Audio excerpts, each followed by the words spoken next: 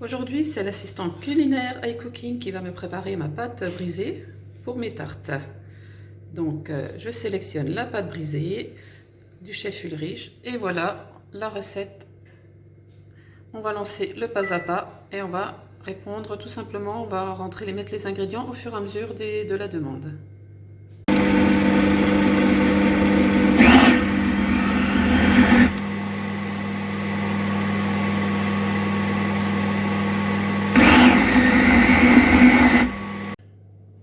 Et voilà, 20 secondes de pétrissage et ma pâte brisée est prête. Donc on va simplement la sortir, la mettre en boule et la réserver jusqu'à l'utilisation. Comme elle a eu très peu de pétrissage, sur une durée très courte, elle peut être utilisée sans forcément la laisser poser. Donc voilà, ma pâte brisée est prête. On va la laisser reposer un petit peu. Donc pour ça, je vais la mettre dans un film. Voilà, donc notre super film alimentaire. Voilà. Hop. Et c'est parti. Avec une seule main, on peut se débrouiller pour emballer la pâte. Donc là, nous allons réaliser des tartelettes avec donc le moule tartelette et une pâte brisée maison.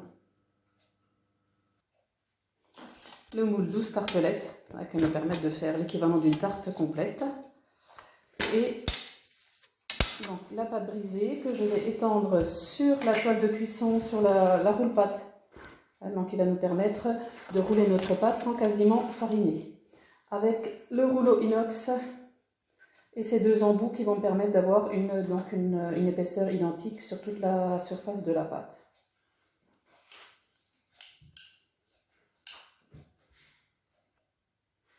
Voilà, la pâte est étendue, donc elle ne colle pas grâce à la toile roule-pâte. Je vais donc l'appliquer partout. Vous pouvez utiliser une fourchette. Moi, j'utilise un ancien racloir qui était dans les catalogues, qui était en vente au préalable, qui n'est plus disponible pour le moment, mais vous pouvez très bien faire ça avec une fourchette. Ensuite, on va découper les 12 cercles avec l'emporte-pièce 9,5. Donc tout simplement, on appuie, voilà, et on récupère le disque de pâte qu'on va mettre qu'on va positionner dans l'empreinte. Voilà, donc c'est une tartelette qui sont rapidement faites. Et là, vous allez pouvoir mettre ce que vous voulez dessus. Vous allez pouvoir modifier vos garnitures, faire du salé, du sucré en même temps. Ça va être très pratique. Et c'est vraiment des portions, l'équivalent d'un 12e de tarte.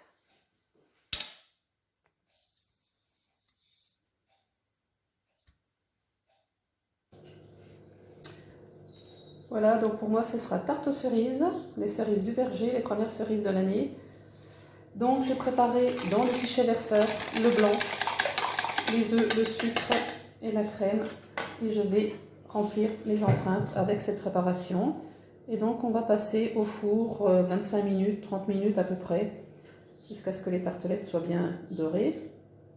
Alors j'adore ce moule parce que ça va me permettre vraiment de cuisiner plusieurs variétés, plusieurs tartes en même temps, d'avoir des parts toutes faites, de pouvoir très facilement également les congeler quand on n'a pas besoin de l'utilité de la totalité, et surtout de faire différentes garnitures, de faire du salé sucré en même temps. Tout ça, c'est très appréciable. Donc au four pendant environ 20 minutes. Voilà, après 25 minutes de cuisson, les tartelettes toutes bonnes, toutes grillées. Voilà, donc le démoulage, toujours aussi facile. Une petite pression en dessous et ça sort tout seul. Ça n'attache pas, aucun souci par rapport à ça. Même si le flanc déborde, vous n'aurez jamais vos tartelettes qui attachent. Si ça attache, c'est que ça n'est pas suffisamment cuit. Donc je vais les démouler, vous donner une petite astuce. Si vous voulez faire par exemple des tartelettes au citron, des tartelettes au chocolat qui nécessitent une cuisson à blanc.